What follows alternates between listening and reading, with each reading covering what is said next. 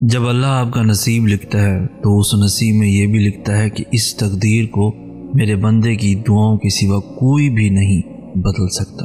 ہم اکثر یہ سوچ کر پریشان ہوتے رہتے ہیں کہ اگر ہمارا مانگا ہوا کسی اور کو مل گیا تو پھر کیا ہوگا، حالانکہ اللہ تو پہلے سے ہی سب طے کر چکا ہے، یہ بھی کہ آپ کو آپ کے نصیب سے کیا ملنا ہے، اور یہ بھی کہ کن دعاؤں نے آپ کے دل کا حصہ بن کر آپ کا نصیب بدلنا ہے۔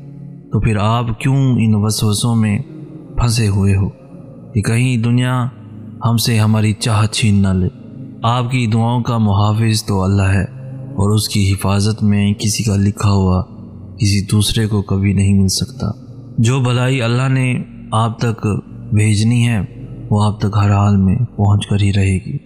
جو معجزے اللہ نے آپ کے لیے مقرر کیے ہیں وہ معجزے ہو کر ہی رہیں گے۔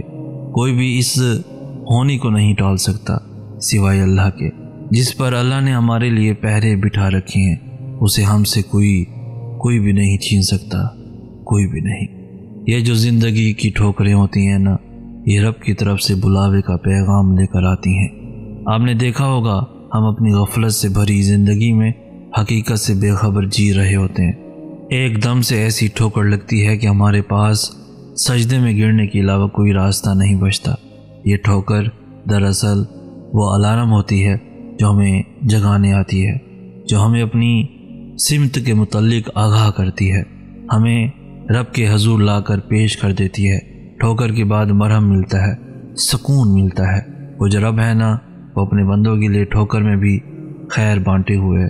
زندگی کی نشیب و فراز میں کبھی بھی خود کو اکیلے مت سمجھنا، وہ اللہ تمہیں ہر ٹھوکر پر تھام لے گا، اور اس کے تھامنے کے بعد تمہیں کسی سہارے کی ضرورت ہی نہیں رہے گی۔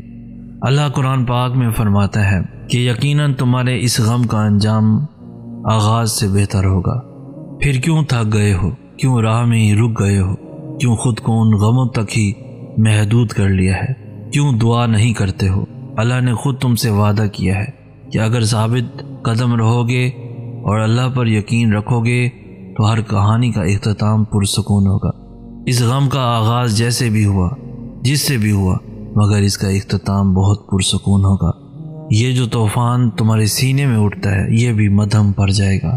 جو یاد تمہیں سونے نہیں دیتی اسے تمہارے دل سے مٹا دیا جائے گا۔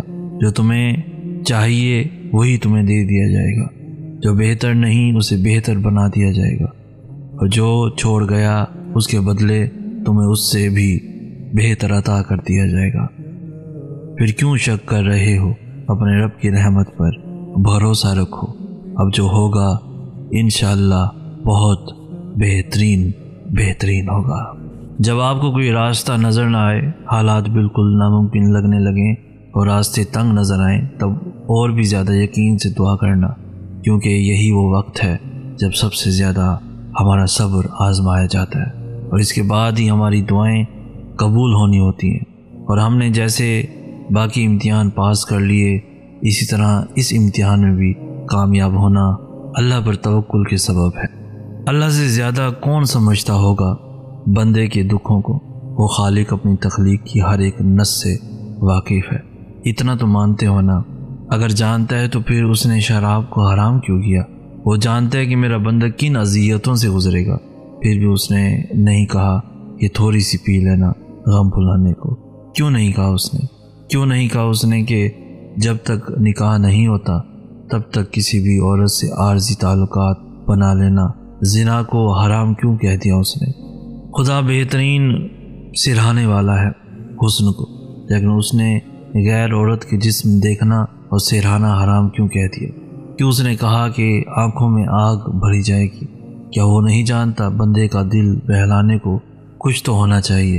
تم غلط ہو کیونکہ تم نے ہمیشہ سے مادیت پرستوں کو پڑھا اور سنا ہے، تم نے کبھی آسمانی کتاب کھولی ہی نہیں۔ جب بھی تم پریشان ہوتے ہو غیر مسلموں کی کتابیں کھول لیتے ہو اور ان کے کہے کے مطابق سیکس کو ہر مسئلے کا حل سمجھ لیتے ہو، اور پھر یہ سارے طریقے آزمانے کے بعد تم وقتی سکون حاصل کر تو لیتے ہو، لیکن جب ہوش میں آتے ہو تو پہلے سے زیادہ بے چین اور اندر سے کمزور اور وحشت زدہ رہتے ہو۔ کیا تم نے کبھی پریشانی کے عالم میں قرآن کھولا ہے جو جو تمہیں بتائے کہ تمہارے دکھوں کا ایک بہترین حل موجود ہے، جو تمہیں بتائے کہ تم بے چین اور پریشان کیوں رہتے ہو، جو تمہیں بتائے کہ تم اکیلے نہیں ہو، جو تمہیں بتائے کہ تمہیں اندر سے سمجھنے والی صرف ایک ذات اللہ ہے۔ اپنے اندر یقین کو مضبوط کرو، اور خالی سمجھنا کچھ نہیں ہوتا، بات ماننے کی صلاحیت پیدا کرو۔ اور ہم لوگ اتنے غافل ہو گئے ہیں کہ دن میں 5 مرتبہ کامیابی سے منہ موڑتے ہیں، اللہ کے بلاوے کو ترک کرتے ہیں۔ ہاں، ہمارے پاس دنیا کے کاموں کے لیے تو بہت وقت ہے، دوستوں سے ملنے کے لیے، رشتہ داروں سے ملنے کے لیے وقت ہے، لیکن اللہ تعالیٰ سے ملاقات کا وقت نہیں ہے۔ دنیا کی کامیابی کے لیے ہم لوگ صبح جلدی بھی اٹھ جائیں گے، کالج، یونیورسٹی، دفتر جانے کے لیے ہم لوگ الارم لگا کر فوراً اٹھ جائیں گے۔ کیونکہ ہمیں کچھ بننا ہے، ہمیں کامیاب ہونا ہے، لیکن آخرت کی کامیابی کے لیے ہم فجر کی نماز کے لیے نہیں اٹھ سکتے۔ آخرت کی کامیابی کے لیے ہم اللہ کو وقت نہیں دے سکتے۔ اگر ایک وقت کی نماز کے لیے 15 منٹ لگیں گے تو سمجھے 5 وقت کی نماز کے لیے پورے دن میں بس 75 منٹس لگتے ہیں۔ کتنی افسوس کی بات ہے، ہم اپنے پورے دن میں 75 منٹ بھی اللہ تعالیٰ کے لیے نہیں نکالتے۔ سب محبتیں اپنا اپنا راستہ ناپنے لگتی ہیں، بہت کم ہے جو زندگی میں ساتھ نبھاتی ہیں۔ تو اپنی قسمت کو آزمانے کی ضرورت نہیں ہے، بلکہ اپنے یقین کو کام ملنا ہے جو اس حقیقت پر ہونا چاہیے، کوئی محبت، چاہت اور مدد کام نہیں آئے گی ایک سوائے اللہ کی محبت کے۔ انسان کے دعوے مٹی کے برتن کی طرح ٹوٹ جاتے ہیں۔ انسان کا خمیر تو انسانیت کے خمیر سے بھی گوندا گیا ہے۔ پھر کیا ہر طرف انسانیت دکھائی دیتی ہے؟ ہر چیز جو زمین میں موجود ہے وہ 2 رخ رکھتی ہے، شر اور خیر۔ صرف رب کی ذات ہے جو صرف رحم رکھتی ہے، کیونکہ اسی صفت پر فرمایا ہے کہ یہ غضب پر غالب ہے۔ ایک کائنات کا رب ہے جو رحم کرنے کا کہتا ہے تو رحم کرتا ہے، وہ انصاف کا وعدہ کرتا ہے تو خالص انصاف کرتا ہے، وہ انعام کا وعدہ کرتا ہے تو انعام سے نوازتا ہے۔ اس کے علاوہ نہ کسی کا وعدہ سچا ہے، نہ چاہت اور نہ ہی مدد۔ تمہارا ڈوبنا کیوں ضروری تھا؟ یہ بتانے کے لیے کہ اللہ کے سوا تمہارا کوئی نہیں۔